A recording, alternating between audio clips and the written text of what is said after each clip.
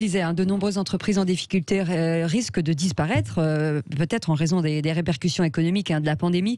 Comment éviter ces liquidations judiciaires? On en parle ce matin avec Christophe Basse, qui est président du Conseil national des administrateurs judiciaires et des mandataires judiciaires. Bonjour, merci d'être avec nous. Bonjour. Bonjour Patrick Roger, bonjour Cécile Demilibus. Voilà, nous restons dans le domaine, vous avez peut-être entendu notre débat, la thématique des difficultés des entreprises, des contrôles, etc. Avec URSSAF, un cancer français qui était notre sujet juste avant. Aujourd'hui, là parce qu'il y a un projet d'ordonnance, on ne viendra pas dans les détails du ministère de la Justice, mais sur les créanciers privilégiés, mais en cas de liquidation judiciaire, qu'est-ce qu'on vous demande, sachant que nous sommes dans une situation extrêmement difficile pour beaucoup d'entreprises?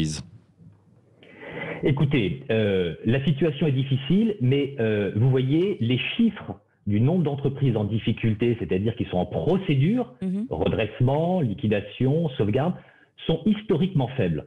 Et la raison, ça paraît un peu surprenant, la raison est simple, c'est que les mesures gouvernementales, alors vous en avez parlé, que ce soit des prêts garantis par l'État, que ce soit les efforts des URSSAF, on l'a noté, très important, les efforts des créanciers publics pour suspendre leurs dus, ont fait que ces entreprises aujourd'hui sont en hibernation et n'ont pas frappé à la porte des tribunaux. Et on a un chiffre du nombre d'entreprises en faillite qui est historiquement faible depuis un peu plus de 20 ans aujourd'hui. Est-ce que ça veut dire que c'était déjà des entreprises qui étaient fragiles et donc qui étaient d'un moment à un autre amenées à disparaître ?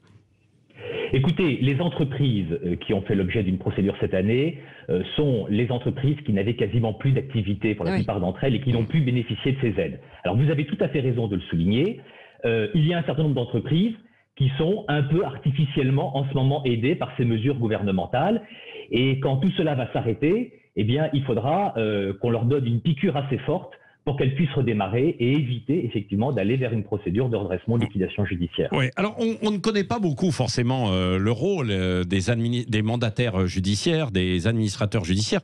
À quoi vous servez? Quand intervenez-vous? Alors, on est donc administrateur et mandataire judiciaire, c'est environ 450 études, 4500 collaborateurs, et on accompagne et on sauve l'ensemble des entreprises et on se cherche à préserver l'emploi d'entreprises en difficulté après un mandat qui nous est confié par un tribunal. Donc il y a deux phases, une phase de prévention, une phase amiable pour une phase confidentielle pour trouver une solution et puis une phase plus judiciaire. Et nous sauvons à peu près 150 000 emplois par an et une entreprise sur trois est sauvée par l'intervention des administrateurs et mandataires judiciaires. Parce que souvent on vous a reproché, les administrateurs, les mandataires, d'être là pour liquider en fait l'entreprise, quoi. Alors notre ADN, c'est de préserver l'emploi. Et je vais vous dire, Patrick Roger, on ne décide pas seul. C'est un tribunal qui décide. C'est pas un mandataire ou un administrateur qui décide. Nous sommes des mandataires de justice. Donc notre mission, c'est apporter une solution de préservation de l'emploi. Et je vous l'ai dit, c'est 150 000 emplois sauvés par an par notre intervention. Et c'est un accompagnement qui dure combien de temps en moyenne? C'est-à-dire que qu'on comprenne bien. Oui, absolument. Alors en fait, les délais sont fixés dans les textes. Ils ne peuvent pas dépasser 12 mois. Donc l'accompagnement, à partir du moment où on est missionné, peut durer quelques semaines jusqu'à un délai d'un an. L'objectif est quoi? C'est de trouver une solution, soit d'accord avec l'ensemble des créanciers de l'entreprise, soit lui trouver un partenaire, un repreneur, qui permettra à l'entreprise de continuer sa vie et donc avec les salariés qui y sont attachés. Et ça, c'est très important. Et je vais vous dire, c'est une exception européenne. Dans les autres pays européens, qu'est-ce qui se passe? Quand vous ne payez pas votre créancier, eh ben, le créancier, celui donc à qui on doit de l'argent, il prend le pouvoir. Il prend le pouvoir et il décide du sort de l'entreprise. Et bizarrement, vous voyez, dans ces pays-là, c'est essentiellement des procédures de liquidation judiciaire parce que le créancier va vouloir la vente de l'entreprise pour se payer. Et ce n'est pas du tout le cas en France. Notre ADN, c'est maintenir le chef d'entreprise à la tête de son entreprise et préserver l'emploi. Oui, alors Christophe Basse, parmi les dernières questions, certains disent qu'on est en train de diminuer la protection des salariés avec des nouveaux textes. Vrai ou pas? Alors, merci Patrick Roger, c'est absolument faux. Ça n'est pas vrai. C'est une polémique qui est entretenue, je la lis ici et là. Il y a un projet du gouvernement à la demande de l'Europe de simplifier un ordre de répartition. Vous avez raison, on ne va pas rentrer dans les détails. Et moi, je peux vous dire que les salariés sont garantis et resteront toujours garantis. Notre sujet à nous, nous en sommes les garants. quand je rentre dans une entreprise, je m'assure du paiement des salariés, sinon il n'y a pas de procédure possible. Si les salariés ne sont pas au travail, je ne peux pas trouver de solution pour l'entreprise.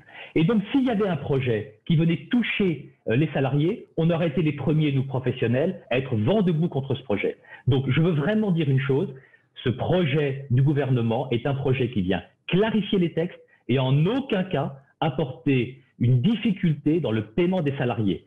C'est l'assureur des salariés qui se plaint actuellement d'un rang qui est différent, mais les salariés restent protégés. Ce n'est pas l'assureur. Oui.